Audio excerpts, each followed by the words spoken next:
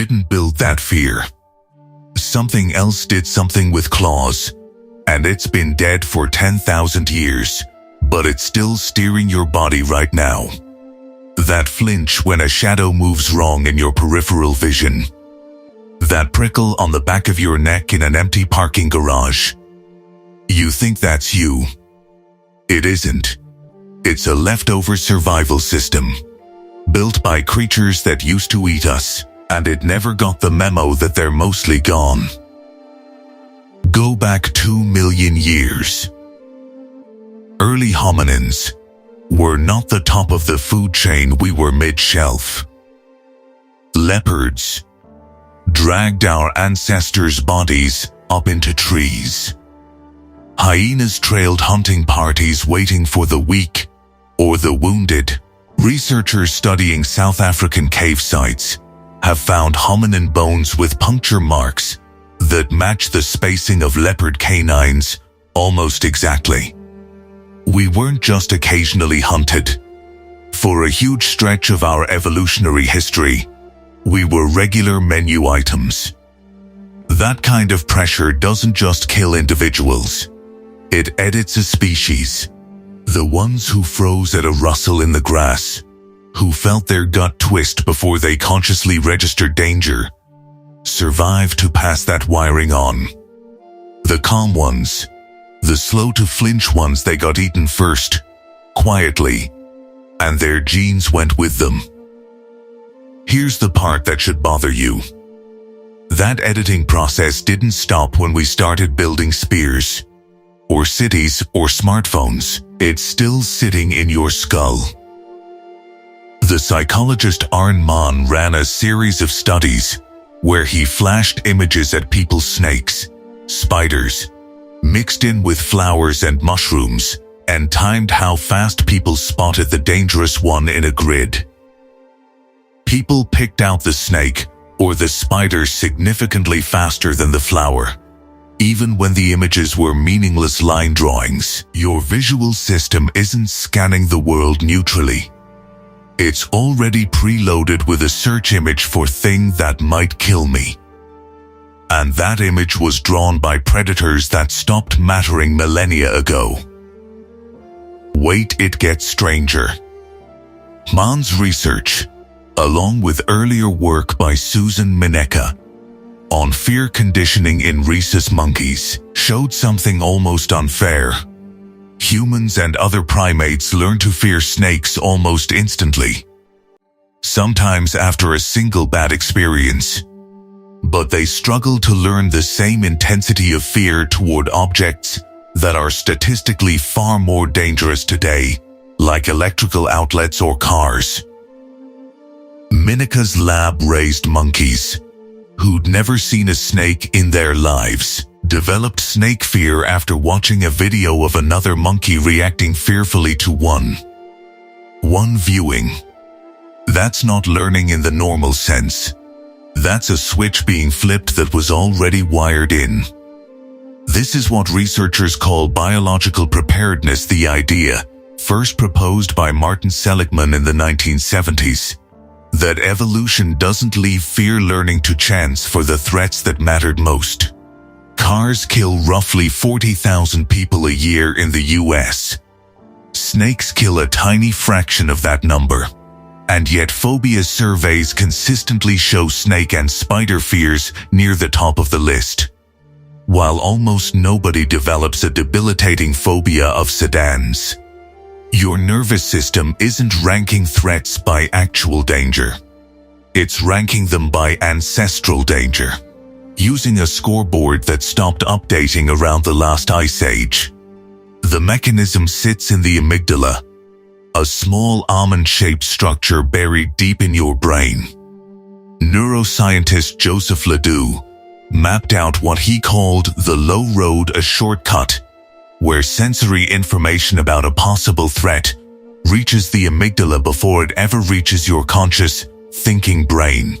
You physically react, heart rate spikes, muscles tense, breath catches before you know why. That's not a bug. That's a leopard-era feature, still installed, still running in the background of every single day of your modern life. And it isn't only about individual danger. Ecologists studying wolves reintroduced to Yellowstone documented something called the landscape of fear. Elk changed their entire behavior, avoiding certain valleys and river bottoms, not because wolves were constantly there, but because they might be. Human ancestors lived inside their own landscape of fear for most of our history, avoiding certain caves, certain water sources at dusk, certain tree lines, shaping where we slept, where we gathered, how tightly our groups clustered together at night for safety in numbers. That clustering instinct didn't disappear either. It's why a horror movie works better in a full theater than watching alone. It's why open, exposed spaces at night still feel wrong even in a city with zero predators, and why a parking garage with poor lighting can spike your pulse for no logical reason at all. So here you are, waiting for an elevator, scrolling your phone, and some part of your brain is still doing its old job, scanning the edges of the room, flagging the guy who stands too close, registering the dark hallway before you've consciously decided anything is wrong. You call it a gut feeling. Your ancestors would have called it Tuesday. The predators are gone. The wiring stayed. And every time your skin prickles for no reason you can name, that's not anxiety malfunctioning, that's 10,000 generations of leopards, still, in a way, keeping you alive. You probably think you chose your cat, but 10,000 years ago, a small predator walked into a human settlement, decided you were useful, and never really left. It didn't come when called. It didn't herd sheep or guard the door. It came because you had a rodent problem, and it turned that problem into a permanent job, one it assigned itself. Picture the Fertile Crescent, roughly 10,000 to 12,000 years ago. Humans had just started farming, storing grain in clay pits and baskets, for the first time in the species' history. That stored grain attracted mice. The mice attracted wildcats.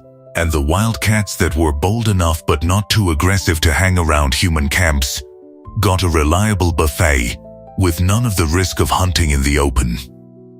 Nobody tamed them. They tamed themselves. Here's the wait what moment. In 2004, archaeologists working on the Mediterranean island of Cyprus found something that shouldn't exist. A 500-year-old grave containing a human skeleton buried deliberately next to a cat skeleton, surrounded by polished stones and shells. Cyprus has no native wildcats. That means someone loaded a wild predator onto a boat on purpose and carried it across open water. That's not pest control. That's a relationship people were willing to work for. So the story we tell ourselves, humans domesticated cats the way we domesticated wheat or dogs, is backwards. With dogs we bred for obedience, generation after generation, shaping wolves into something that would work for us. With cats, almost none of that happened. Geneticist Carlos Driscoll's genome work on wildcats found that domestic cats are still genetically almost identical to their wild ancestor, Felis sylvestris libica. We didn't redesign them. We just stopped chasing them away, and they did the rest. And once they were in, they got to work on us. Not with claws, with sound. In 2009, behavioral ecologist Karen McComb at the University of Sussex recorded cats purring for food and compared it to cats purring normally. Hidden inside the low rumble of a hungry cat's purr was a second, higher frequency somewhere around 220 to 520 Hz. Human infant cries sit in almost the same band. roughly 300 to 600 hertz. 50 volunteers, cat owners and non-owners alike, rated the food soliciting purr as more urgent and harder to ignore than a normal one. Your brain isn't hearing a pet. For a fraction of a second, it's hearing a baby. That's not an accident of biology cats have no control over either. McComb's data suggested cats living alone with a single owner were more likely to develop this exaggerated cry than cats in busy, crowded households, which means it looks less like an instinct and more like a skill some cats learn individually on you specifically. You get trained, one meow at a time. Here's where it gets stranger. There's a parasite called Toxoplasma gondii that can only sexually reproduce inside a cat's gut. To get there, it needs to travel through an intermediate host, usually a rodent. And studies have found infected rodents lose their fear of cat urine and are more likely to be caught and eaten. That's the parasite rerouting a small mammal's brain to walk itself into a predator's mouth. Global estimates suggest roughly 30 to 50% of humans carry a chronic, latent T. gondii infection too, most often from handling litter boxes or undercooked meat. Researchers are still working out exactly what, if anything, it changes in us. But the parasite doesn't care whether the science is settled. It's been running this playbook for longer than agriculture has existed. Then there's the part of this you can feel with your own hands. A cat's purr vibrates at roughly 25 to 150 hertz. That range overlaps almost exactly with the frequencies used in clinical vibration therapy treatments doctors use to stimulate bone density and speed fracture healing. Cats purr not just when content, but when injured, in labor or dying, which has led some researchers to treat purring as a kind of built-in physical therapy the animal runs on itself. When your cat curls up on your chest and starts rumbling, you're not just being comforted. You may be sitting inside a low-grade healing frequency, generated by an animal that evolved it to fix its own bones. So line it up. A predator that recruited itself into your ancestors' grain stores. A cry re-engineered, purr by purr, to sound like your own child. A parasite that may be quietly rewriting the wiring of a third of the planet's population. And a vibration sitting on your chest right now that happens to match the exact frequency your doctor would use to heal you. None of it required a single human decision to domesticate anything.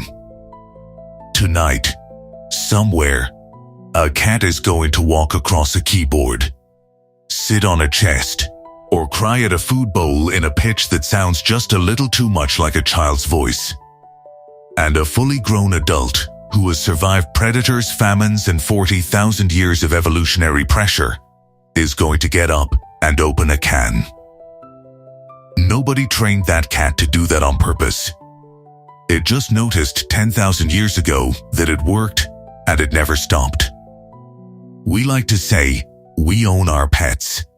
But ownership was never really the deal on the table. It was a negotiation that started in a Neolithic grain store, and the terms haven't changed much since. The only real difference is that now, the cat doesn't even have to catch its own mice. You probably think humans tamed wolves. But the more you look at the evidence, the more it looks like the wolves ran this negotiation from the start, and were still living inside the deal they made. Picture a hunting band somewhere in Eurasia, maybe 30,000 years ago. They've killed something too big to eat before it spoils a bison, a horse. Bones and fat get left behind at the edge of camp. Every night, eyes appear in the dark past the firelight, and they don't leave. Those eyes belong to wolves, not tame ones, not friendly ones, just wolves that were slightly less afraid of humans than the rest of their pack, and slightly more willing to hang around a free meal. That's it. That tiny difference in nerve is where this whole story starts. Here's the wait what. Humans didn't go out and adopt wolf pups. Biologist Raymond Coppinger argued the opposite happened. The boldest, calmest wolves self-selected by choosing to live near human trash and kill sites. Fearful wolves stayed away and kept their wild diet. Bold wolves ate easier, bred more, and passed that boldness down. Humans weren't the ones running the breeding program. The wolves were running it on themselves, using us as the resource. Genetic studies estimate dogs split off from wolves somewhere between 20,000 and 40,000 years ago. A window wide enough to argue about, but old enough to mean this wasn't a quick trick. It was thousands of years of wolves quietly editing their own species around one variable: human tolerance. Now here's where it gets stranger. A Soviet geneticist named Dmitry Belyaev ran an experiment starting in 1959 that wasn't even about dogs. He bred silver foxes, selecting only for one trait: calmness around people. Nothing about appearance, just temperament. Within a handful of generations, without anyone selecting for it, the foxes started showing floppy ears, curled tails, and patchy coats, traits nobody bred for on purpose. That's called domestication syndrome. And it's the same package of physical traits you see in dogs, in pigs, in cows. Selecting for tameness apparently drags a whole suite of changes along with it, tied to how neural crest cells develop in the embryo. Which means the floppiness, the puppy eyes, the whole good boy package, that might be a side effect of an evolutionary shortcut, not something we designed. So if humans weren't the architects here, what were we? Mostly a food source and a warm perimeter.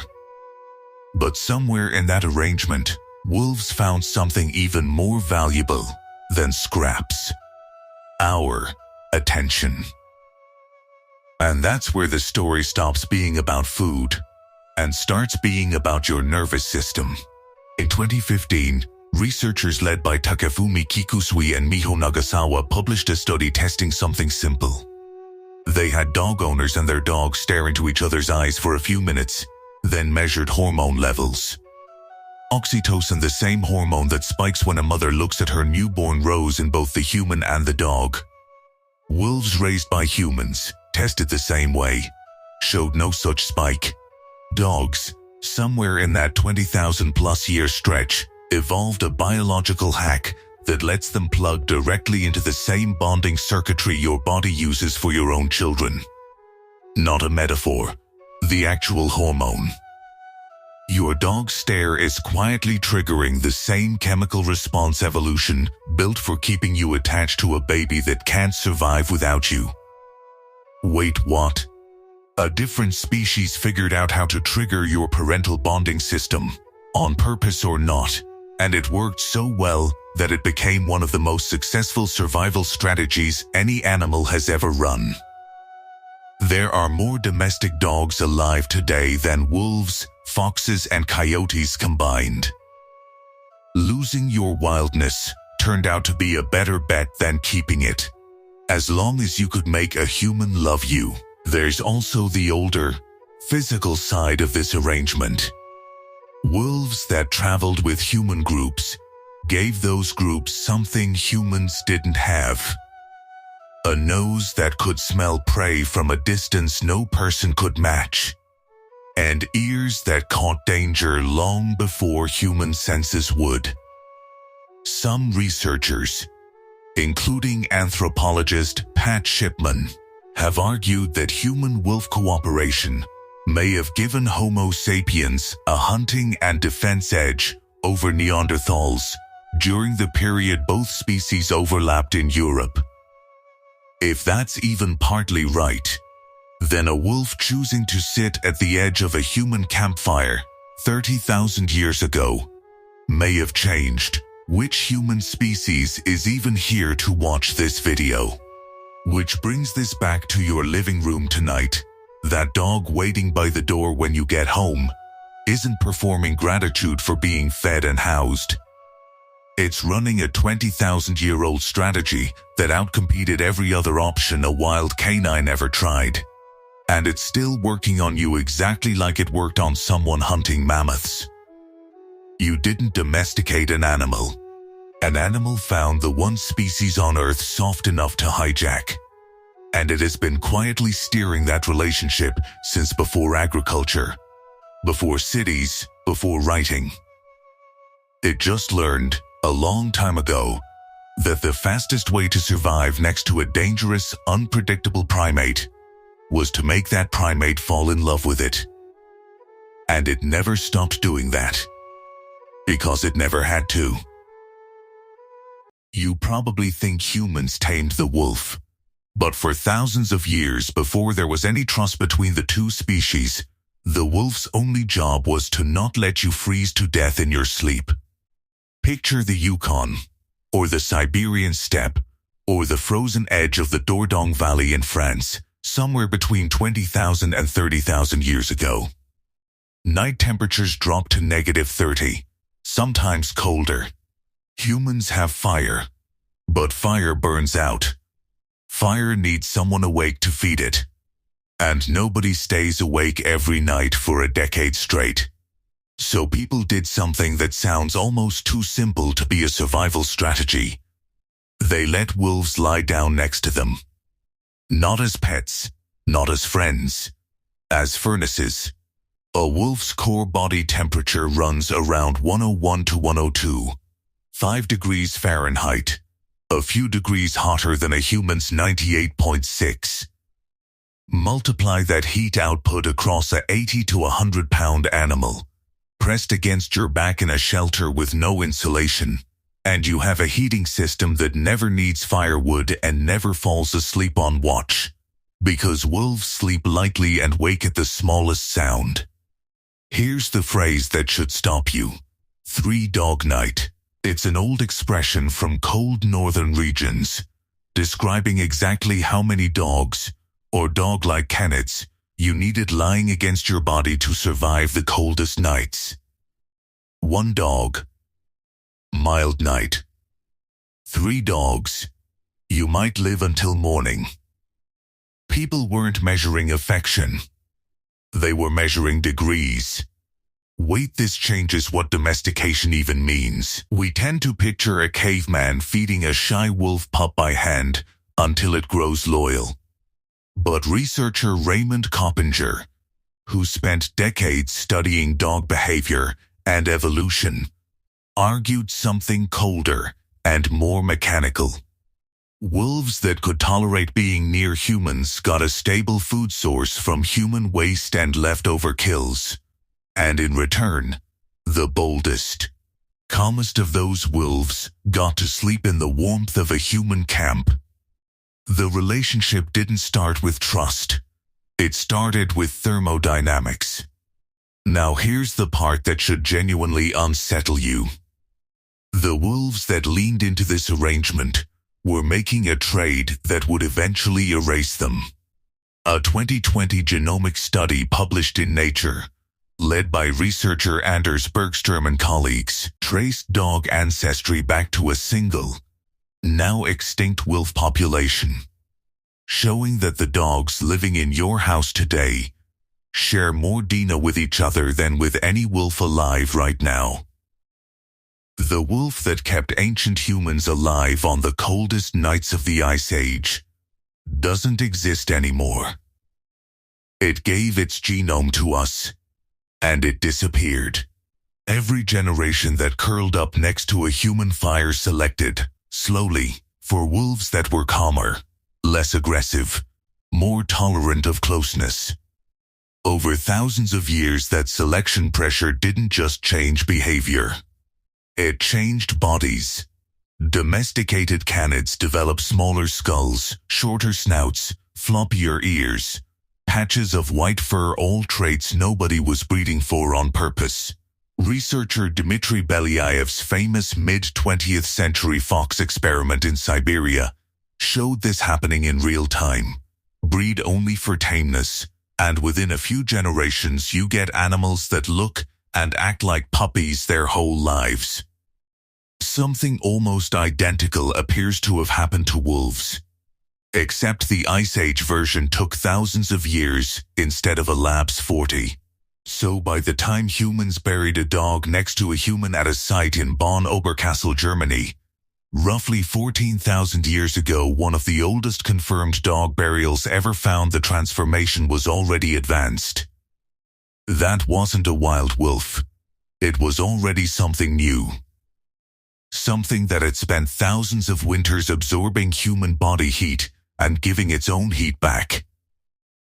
Here's your wait what moment. The species that needed the wolf most wasn't actually the one at risk of extinction. It was the reverse. Humans without dogs had other survival options: bigger fires, denser furs, tighter shelters, other humans to huddle with. Wolves that chose to linger near human camps gave up the wide-ranging, self-sufficient life of a wild pack animal. They bet their whole evolutionary future on us. And most of that original bet, the actual Ice Age wolf population that made the trade, lost. It went extinct. What survived was the domesticated line. The dog. This is where the psychology gets uncomfortable. Because we still run the exact same program. Humans are not built to regulate body temperature alone. Sleeping next to another warm-body human or animal measurably improves sleep quality and lowers stress hormones like cortisol. Many dog owners report their dog makes them feel secure enough to sleep better, not worse, even when the dog moves around during the night.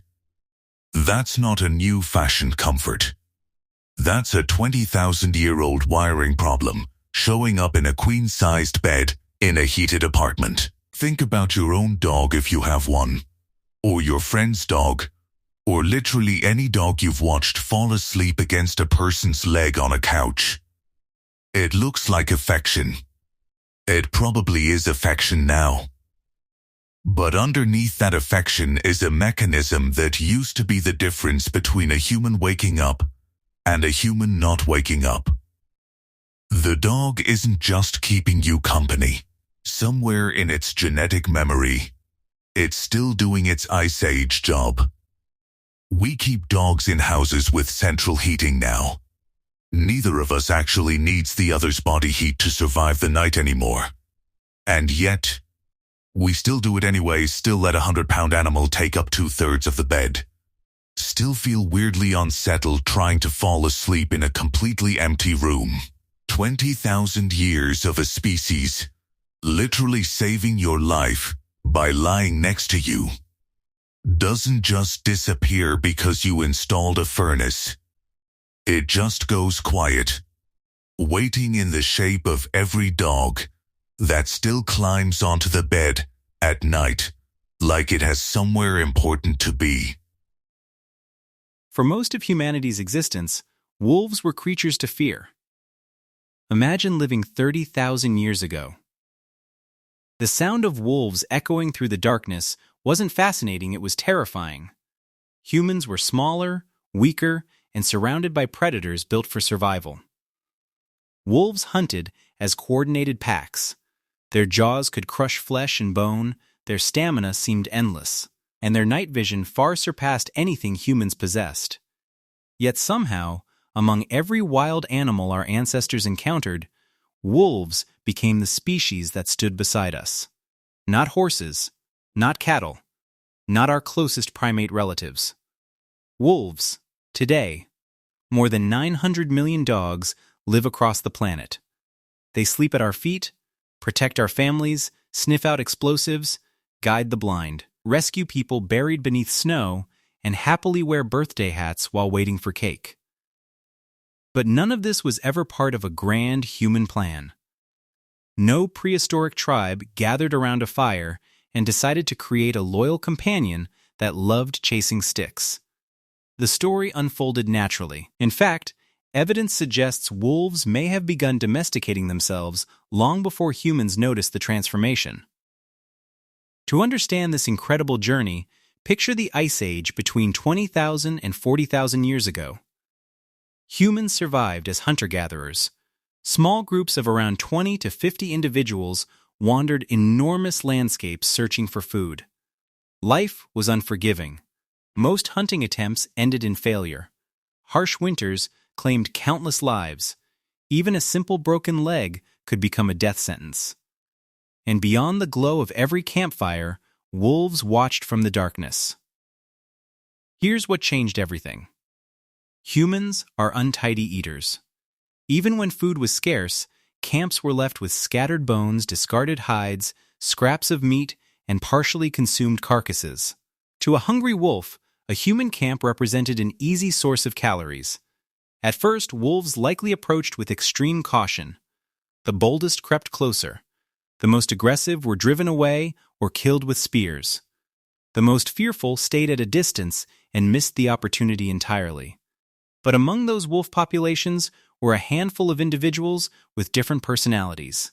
They were less aggressive, less fearful, and far more curious. Modern genetic research suggests some wolves were naturally better at tolerating human presence. Generation after generation, those calmer wolves gained an advantage. Instead of risking dangerous hunts against massive prey, they could trail human groups and feed on leftovers. Slowly, natural selection began favoring temperament. The friendliest wolves found more food. The calmer ones remained near camp.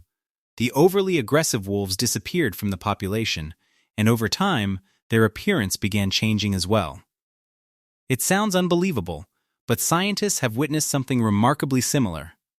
In 1959, Soviet geneticist Dmitry Belyaev launched a famous experiment in Siberia using silver foxes.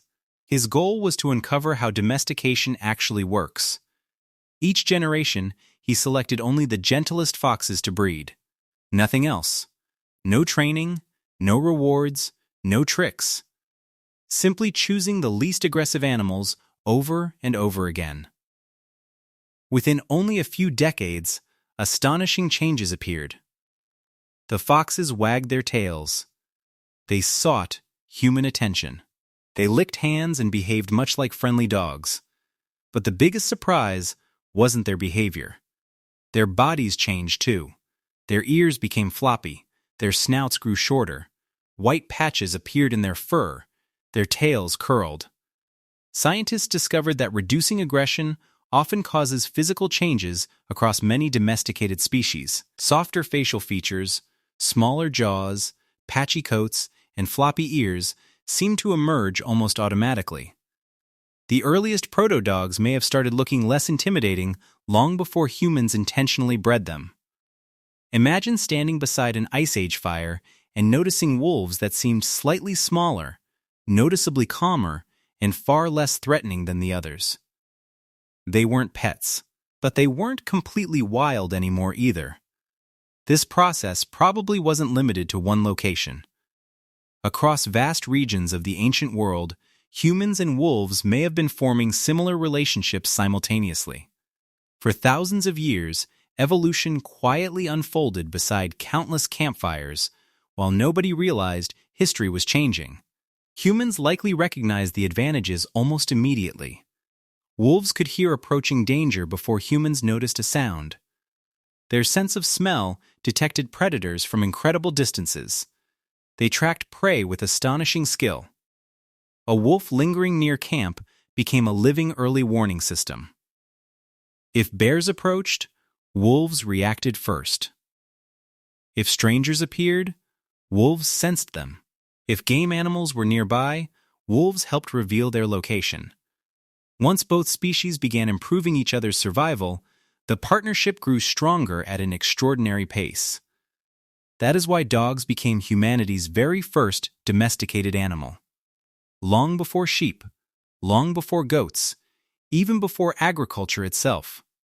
Later, when farming spread across the world, dogs adapted once again. As humans shifted toward grain-based diets, dogs gradually evolved a far greater ability to digest starch than wolves ever developed. Think about how remarkable that really is. Dogs had already been living beside humans before writing existed, before cities, before bronze, before pyramids rose from the desert. Over thousands of generations, humans and dogs also reshaped one another emotionally. When people lock eyes with a dog, both release oxytocin, the powerful hormone responsible for bonding between parents and children. Wild wolves generally don't share this response with humans. Dogs do. When your Labrador gazes lovingly into your eyes, it isn't simply being cute. Evolution carefully shaped dogs to connect emotionally with the human brain. Dogs even developed facial muscles that create expressions humans instinctively find appealing. Those famous puppy dog eyes may have become widespread simply because humans were more likely to protect and care for dogs that appeared emotionally expressive. Some anthropologists believe dogs transformed hunting so dramatically that human groups with dogs consistently outperformed groups without them. Dogs may have helped humanity spread across the globe, but domestication also carried consequences. Modern breeding caused many dogs to lose traits that once made wolves exceptional survivors. Pugs often struggle to breathe. Dachshunds commonly suffer spinal disorders. Bulldogs sometimes require human assistance simply to give birth. Even so, the wolf still lives within them. When dogs spin in circles before lying down, they may be repeating an ancient wolf behavior used to flatten grass. When they howl, bury food, or twitch while dreaming, instincts inherited from thousands of years ago are revealing themselves. Inside every Chihuahua, every Golden Retriever, and every Husky remains the distant echo of an Ice Age hunter. Perhaps that's exactly why dogs feel unlike any other domesticated species. Cats coexist with people. Cows tolerate us. Horses work alongside us. Dogs chose to stay with us. They slept beside our fires while predators waited beyond the darkness.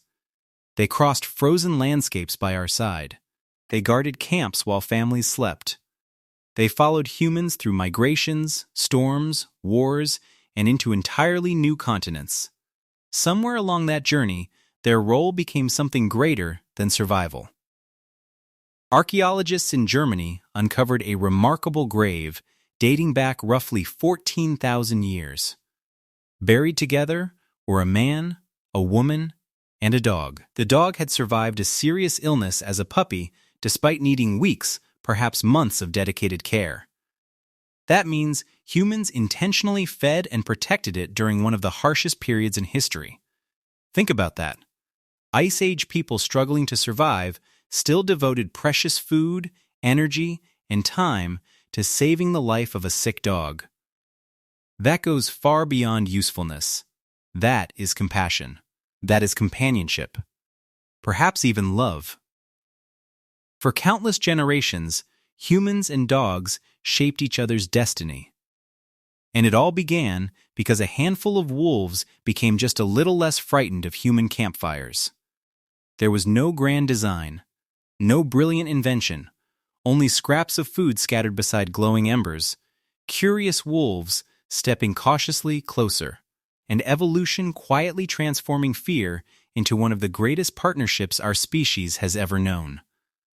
Tonight, your dog will probably curl up somewhere close to you, completely unaware that this extraordinary friendship began tens of thousands of years ago. Now, you know the story. You probably think humans tamed the horse, roped it, broke it, bent it to our will.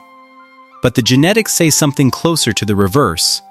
A wild grass eater on the Eurasian steppe walked toward us. And we never really stopped needing it since. Picture the Pontic-Caspian steppe, roughly 4,000 years ago. Flat land stretching farther than a person could walk in a week. No trees to hide behind, no rivers close enough to rely on. Humans here lived exposed, slow, and vulnerable top speed, maybe 15 miles an hour in a dead sprint.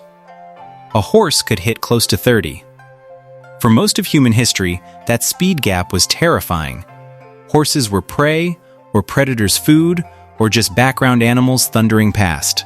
Then something shifted in a small population near the lower Volga and Don rivers, and within a few centuries, that speed became ours to borrow. Here's the wait what part. For decades, textbooks pointed to the bowtie culture in Kazakhstan, around 5,500 years ago, as the birthplace of the domestic horsebit, wear on teeth, mare's milk residue baked into old pottery. All published by archaeologist Alan Outram's team in 2009. It looks settled. Then in 2021, a massive ancient DNA study led by geneticist Ludovic Orlando's group, published in Nature, sequenced over 270 ancient horse genomes and quietly overturned that story.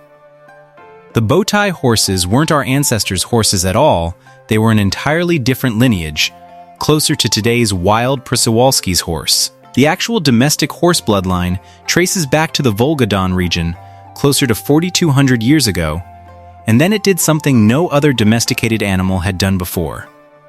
It spread fast. Within a few hundred years, that single genetic lineage replaced almost every other horse population across Europe and Asia.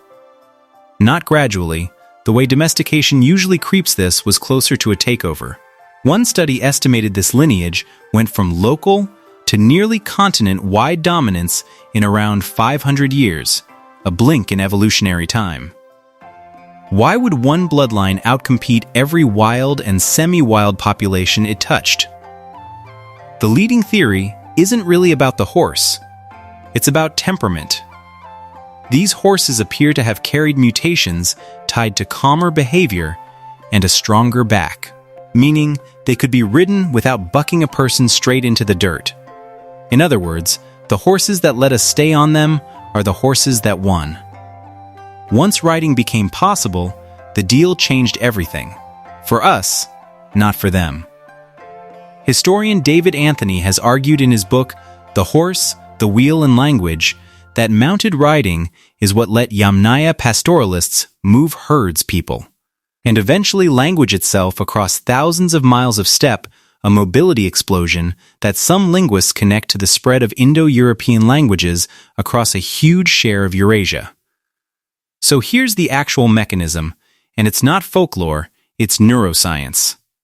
Horses read human faces. A 2016 study out of the University of Sussex, led by Amy Smith, showed horses looking at photographs of angry versus happy human expressions had measurably higher heart rates and turned their heads to view the angry face with their left eye, the eye linked to processing threat in the right hemisphere of the brain. These animals were parsing our emotional state before we'd said a word. That's not a coincidence of biology, that's a 4,000-year filter. The calm horses survived contact with us because they could tolerate our unpredictability, and the humans who could read a horse's mood survived because a spooked, half-ton animal is a death sentence otherwise.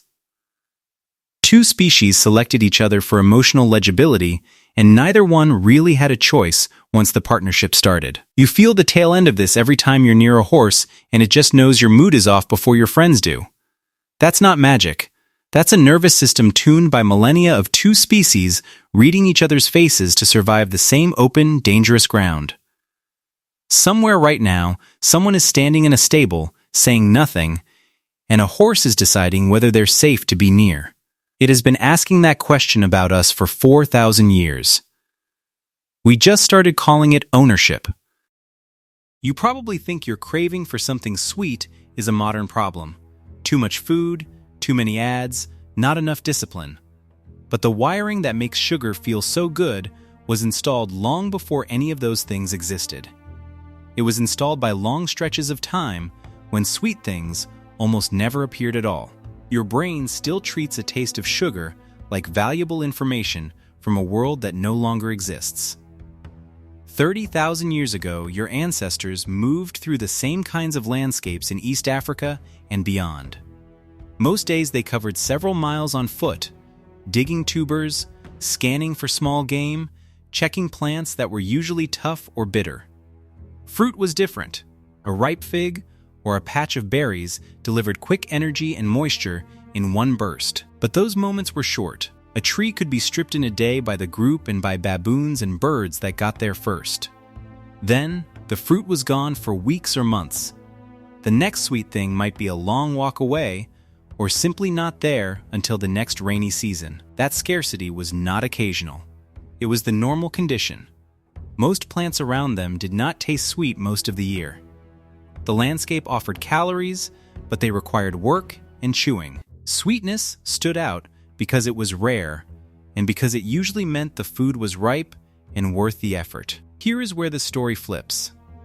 The scarcity did not make humans ignore sweets. It made humans who noticed them fast, remembered where they had seen them before, and felt strong motivation to go after them, survive better than those who did not. The long gaps between sweet finds shaped a reward system that treated even small amounts of sugar as a significant event. The fruit was not just feeding people. The absence of fruit most of the time was building people who were strongly drawn to it when it finally showed up. That draw is still with you. Evolutionary biologist Daniel Lieberman has pointed out that for millions of years, the foods our ancestors ate were no sweeter than a carrot except for the occasional honey. Their bodies and brains evolved inside that reality. When sugar did appear, it was useful. It provided fast energy. It could be converted into fat that helped carry them through the lean times that always followed. The system was balanced because the sweet opportunities were limited and unpredictable. Your body still runs a version of that system. Research on taste development shows the preference is present from the very beginning. Newborns given a sugar solution over plain water drink more of it and show facial expressions and heart rate changes consistent with pleasure. The response is there before any learning or culture has a chance to shape it. It is part of the basic equipment. The mechanism is straightforward. Sweet taste receptors on the tongue detect sugars and send signals that activate reward pathways in the brain. In an environment where high-calorie food was hard to find, that signal helped foragers spend their energy efficiently. They could move toward foods that delivered more return for the effort. Anthropologists studying living hunter-gatherers have documented how groups like the Hadza in Tanzania will travel and work to locate honey, a concentrated sweet source that can make up a meaningful portion of calories during certain seasons. The same drive that sends them after hives is the one that makes you notice the cookies on the counter. Here is the part that usually surprises people. The craving is not mainly about the taste on your tongue right now. It is about the prediction your brain makes based on ancient conditions. When sugar was scarce, missing a source could mean fewer reserves for the next stretch of hard foraging, or for supporting a pregnancy, or keeping up with a group on the move. The brain that treated sweetness as high-priority information passed its genes forward. The brain that shrugged and kept walking did not. That difference, repeated over thousands of generations, is why the pull feels automatic rather than chosen. Modern life removed the scarcity, but left the response system untouched. Sugar is now available in forms and quantities that never existed in the environments where the system was tuned. Your body still converts incoming sugar into quick energy and into fat storage, because that conversion helped ancestors survive the periods that always came after the fruit or honey was gone. The conversion itself is not new. The constant supply is. You feel this in ordinary moments. You finish a meal and still find yourself thinking about something sweet, even though you are not actually hungry. Or you tell yourself you will have just one piece, and then notice the package is lighter than you meant it to be. The feeling is not mysterious. It is the ancient system registering an opportunity that would have been valuable 30,000 years ago and still registers it the same way today. The environment changed. The response did not. That is the mismatch you live inside. The same taste that once helped locate rare calories now encounters them constantly. The same reward signal that once motivated useful foraging now fires in response to foods engineered to hit that signal hard and often. Your body is not broken. It is still doing what it was built to do inside conditions that no longer exist. The scarcity that shaped the craving is gone for most people reading this. The shape it left in the brain and body is not. You are carrying appetites that were useful when the next sweet thing might not appear for weeks. Those appetites did not receive an update when supermarkets and processed food arrived. They are still running the old code. We carry the appetites of people who lived on the edge of hunger. The fact that we can satisfy them so easily doesn't turn the appetites off. It just leaves us negotiating with an old system in a new world.